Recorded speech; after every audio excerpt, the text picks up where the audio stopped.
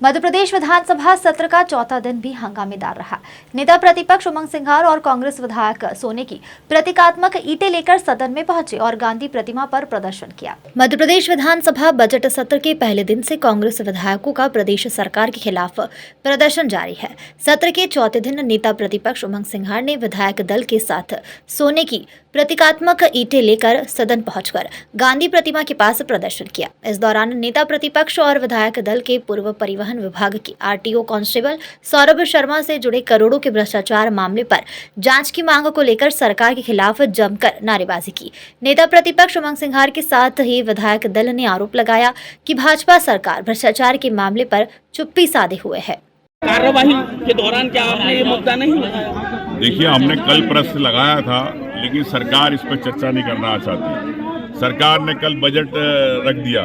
क्यों नहीं? सरकार चाहती तो बजट पहले रख सकती थी, लेकिन सरकार इस पर चर्चा नहीं कराना चाहती। भ्रष्टाचार को छुपाना चाहती। करोड़ों रुपए, हजारों करोड़, परिवहन का बजट 150 करोड़ का और 5000 से ज्यादा करोड़ का घोटाला हो रहा।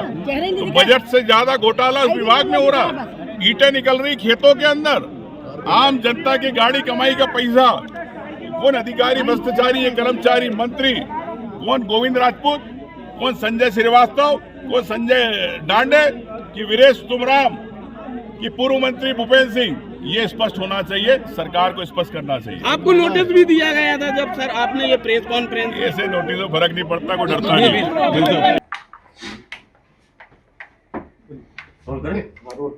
कल जिस तरीके से अंदर जो है वो टिप्पणी की गई कि फर्जी उपनेता है, कोई पद नहीं होता है, क्या कहेंगे?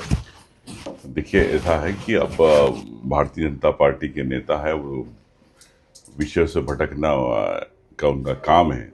लेकिन मैं कहता हूं कि पहले सरकार ये बताए कि उप मुख्यमंत्री जो पद दे रखे, क्या ये संवैधानिक पद है?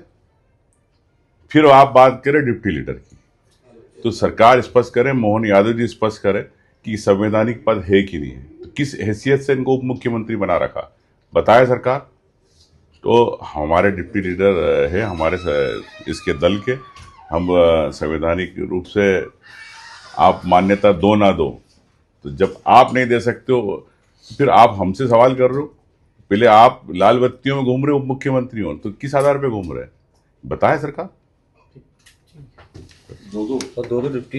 ये तो एक बार फिर भाजपा की भौखलाहट और राहुल गांधी की जो बढ़ती हुई लोकप्रियता है उसको देखकर जो भाजपा में भय है, वही कारण है कि वो ऐसे अलग अलग समन उनको जारी करवा रहे हैं। और शायद जो आपने बताया कि राहुल जी को समन किया गया है MP एमिली कोर्ट में, लेकिन जैसा कि आप राहुल गांधी जी को जानते हो, उनका चरित्र जानते हो, वो एक ऐसे नेता हैं, एक ऐसे जनसेवक हैं जो डरते नहीं हैं। वो लगातार जनता के भले के लिए, देश के विकास के लिए और भारत के उत्थान के लिए लगातार निष्ठा से काम कर रहे हैं और करते रहेंगे। देखिए, माननीय भूपेंद्र सिंह जी बहुत वरिष्ठ हैं और मैं समझता हूँ ये उनकी हताशा है, क्योंकि उनको सरकार में न मंत्री बनाया गया, ना उनका ध्यान दिया गया।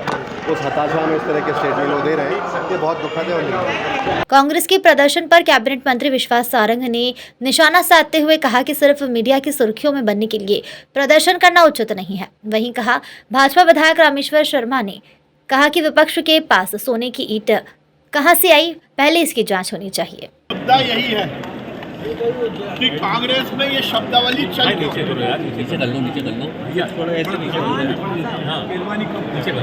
मजेदार बात तो यही है कि कांग्रेस में गद्दार शब्द का प्रचलन क्यों हो गया, क्योंकि इनकी इमारत ही गद्दारी पर टिकी हुई है। कांग्रेस के बड़े नेता तो देश के साथ गद्दारी करते आए हैं। आदि अनादि काल से, जब से कांग्रेस का राजनीतिक दल के रूप में अस्तित्व है, जो नेहरू परिवार के नेतृत्व में कांग्रेस ने काम किया, उसने तो हर समय देश जो मेरी आईडी गद्दारी का काम किया। सेना पर प्रश्न चिन्ह लगाना, सैनिकों को प्रश्न चिन्ह लगाना, सर्जिकल स्ट्राइक, एयर स्ट्राइक पर प्रश्न चिन्ह लगाकर देश के प्रति गद्दारी करना। पहले दिन से आतंकवादियों को संरक्षण देने की बात करके देश के साथ गद्दारी करना। अब यदि गंगोत्री में ही गंदगी हो जाएगी, कांग्रेस के शीर्ष नेतृत्व में ही गंदगी होगी, तो नीचे क्या होगा? तो गद्दारी यदि कांग्रेस के वरिष्ठ नेता देश के साथ करते आए हैं, तो नीति में ही गद्दारी का प्रशिक्षण देना ही है। जब आप देश के साथ गद्दारी करते हो तो आपके कार्यकर्ता हो सकता है पार्टी के साथ गद्दारी करते हो। मुख्य मुद्दा यही है राहुल जी, रात के अंधेरे में चाइना के एजेंट के साथ मिलकर देश के प्रति षड्यंत्र करना, अंतर्राष्ट्रीय स्तर पर भैया मंत्री जी के मुंह में लग जाएगी आईडी। ये तो यार भाई बेकार है यार, ये तो गद्दारी ही है। देश के साथ गद्दारी करने वाले लोग ही इस गद्दारी के शब्द का उपयोग अपनी पार्टी में करते हैं। और नेता प्रतिपक्ष का कहना है कि ऐसे लोगों पर कार्रवाई की जाएगी। अब ये तो उनका इंटरनल मामला है, पर बात निकलेगी तो दूर तक जाएगी। अब कौन किसको सर्टिफिकेट दे रहा है, यही एक बहुत जोरदार बात है। कांग्रेस में कौन थोड़ा सा कैमरे से कर ले, कौन नहीं है, इसका सर्टिफिकेट देगा कौन? दुकान और मकान और शोरूम सब बंद हो गया। इसका मतलब ये है कि कांग्रेस पर सोने की ईंटें हैं, और जब कांग्रेस पर सोने की ईंटें हैं तभी तो वो लेकर प्रदर्शन कर रहे हैं। और कहीं ना कहीं सरकार तो इस पूरे घोटाले की जांच कर रही है और सख्त कार्रवाई करेगी, सरकार किसी को छोड़ेगी नहीं। ये माननीय मुख्यमंत्री जी से लेकर पूरे सरकार का निर्देश है और नीचे तक इसका पालन हो रहा है। लेकिन कांग्रेस जो सोने की ईंटें लेके आज प्रदर्शन किया है, वो सोने की ईंटों की जांच जरूर कराई जाएगी।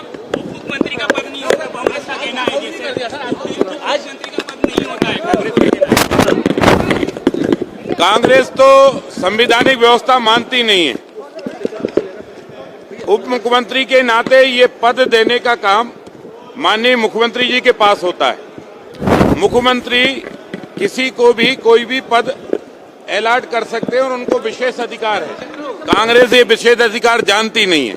अब कांग्रेस पे तो कोई पद ही नहीं बचा, तो बिना पद के घूमती हुई कांग्रेस भटक रही है और पदों की तरफ देख रही है, ऊपर देखती रहती है। ऊपर देखने वाले बिल्ली के भाग से सीका मध्य प्रदेश में नहीं, देश में कहीं नहीं टूटने वाला है। राहुल और आज की कांग्रेस ये सब बिना पद के ही चले जाएंगे। अच्छी बात है ना। एक तरफ जहां भाजपा सरकार अपनी उपलब्धियां बताने में जुटी हुई है, तो वहीं विपक्ष कांग्रेस हर दिन एक नए मुद्दे पर प्रदर्शन कर भाजपा सरकार को घेरने के प्रयास में जुटी हुई है। भोपाल से उमेश यादव की रिपोर्ट।